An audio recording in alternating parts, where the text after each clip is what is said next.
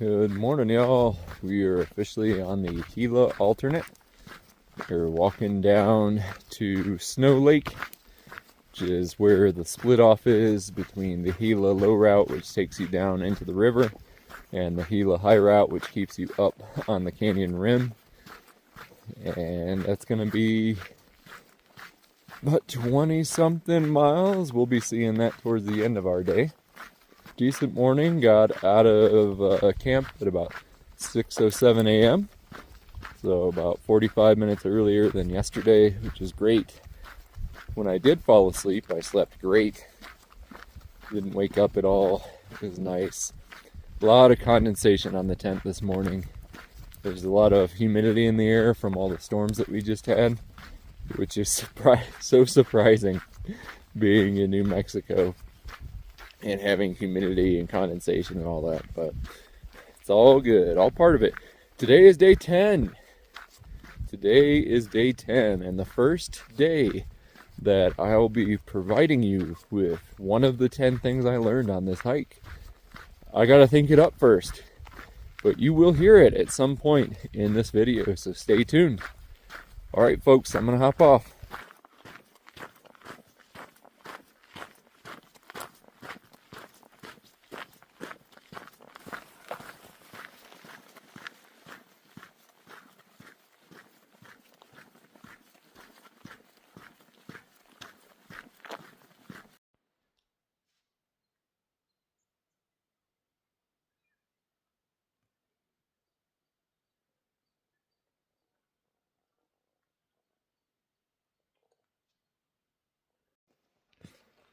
I think we have a Javelina there.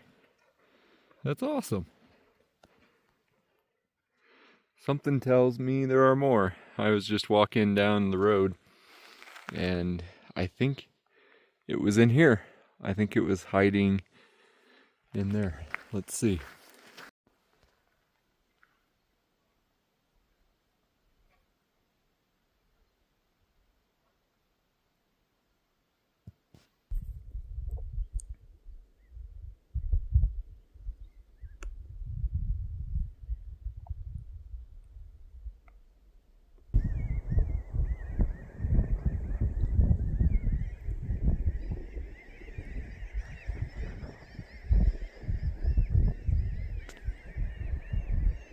Starting to open up a little bit here, and it is beautiful.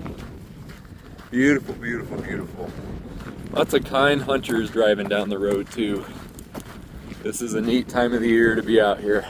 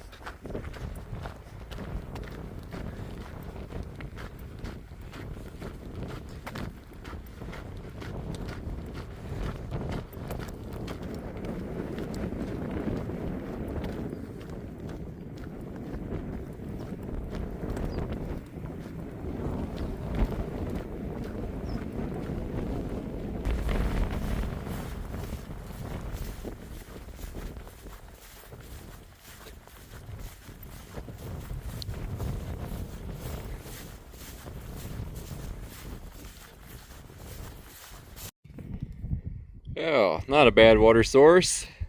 It was a lot clearer than the solid green pond that we had earlier.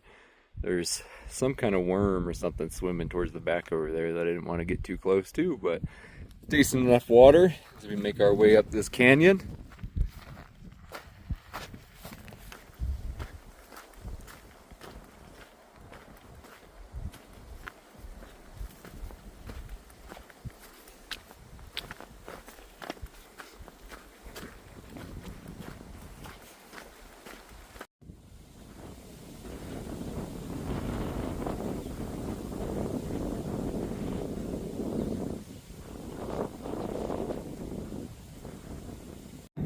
Okay, we got our first New Mexico snake. Those of you that are educated on what snakes are, can you tell me what this one is? I don't think it's poisonous. It seems not poisonous, but I'm gonna try to give it some space and very carefully get through. I have a feeling once I get close, it's just going to run off. Got Snow Lake way off there in the distance, and that is the beginning of the Gila River low route, which starts right back in there.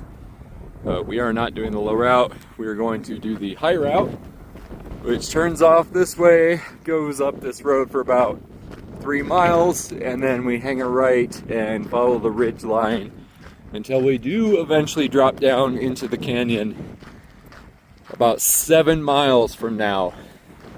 And then we'll climb up out of the other edge of the canyon, or up onto the other edge of the canyon, and we'll find a campsite just past that.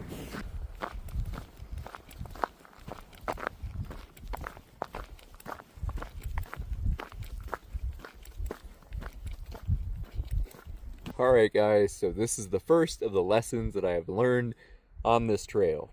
Now, I said I was going to give you 10 of these, and it was intended to coincide with the number of days that I had left on the trail. Now, this should come to a surprise of no one that knows me. I'm not good at math.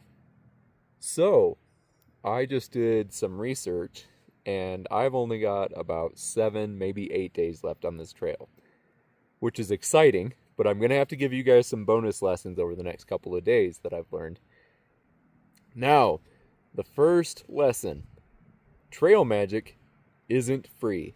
And as a reminder, trail magic is something that's given usually without expectation of return from a trail angel.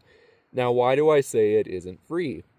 Well, for the trail angel, usually the gift is the giving. However, there is still an exchange or some level of expectation amongst some trail angels. It's not like they're asking you to shell out cash right there on the roadside or right on the trail. But what you're paying these trail angels with are your experiences. They want to hear what it's like out on the trail, or they just want to hear your stories and share some time with you.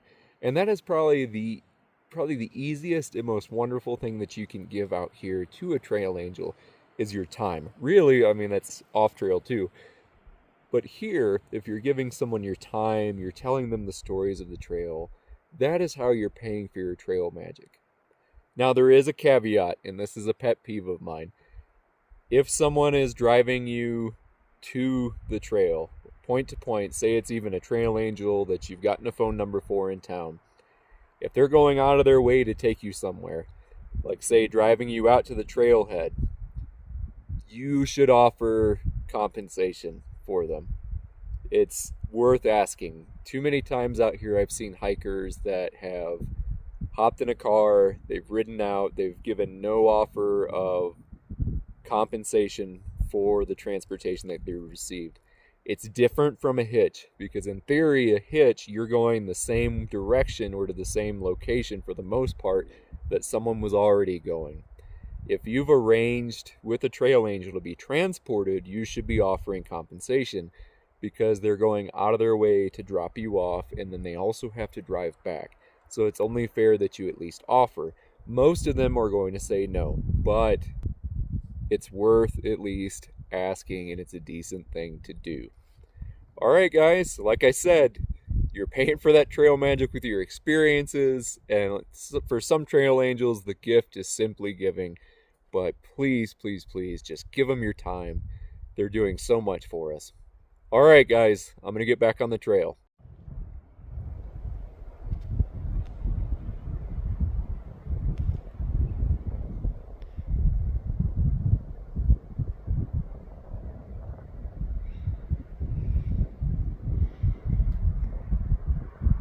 This is the Aeroplane Mesa campground. It is currently full of hunters. It's awesome. I believe it is elk season right now. And we got some horse packers over here too to get into the wilderness area. Pretty cool.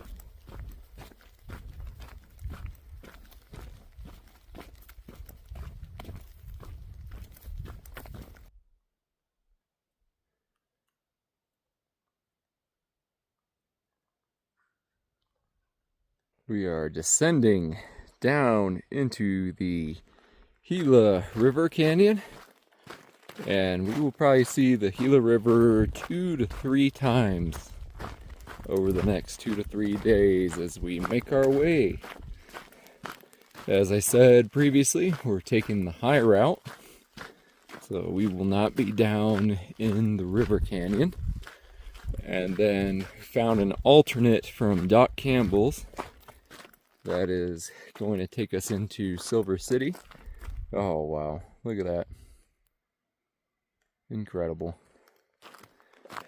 A day earlier than we had planned, and the reasoning is that there is significant flooding damage on the south end of the Gila route.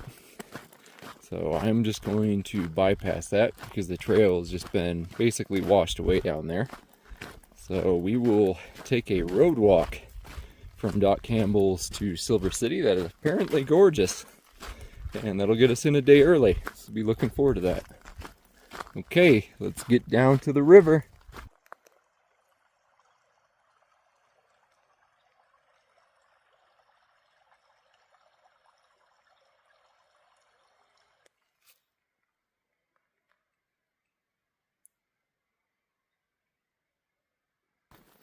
I'm at the bottom of the canyon. I'm actually walking north for about a quarter mile to get to the fording site. And it sounds like I'll be able to just rock hop across the river and then I'll cross the river and go back up on the rim again. Okay, here we are. So we're gonna get some water and then carefully rock hop this sucker. I think I might be rocking the Shark Week Crocs because it's a little higher than I think I can rock hop. We'll see. Okay, we got our water.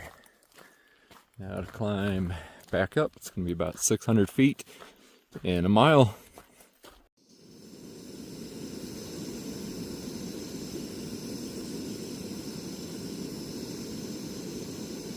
It's like we got like a mushroom risotto type thing going on tonight. Nice!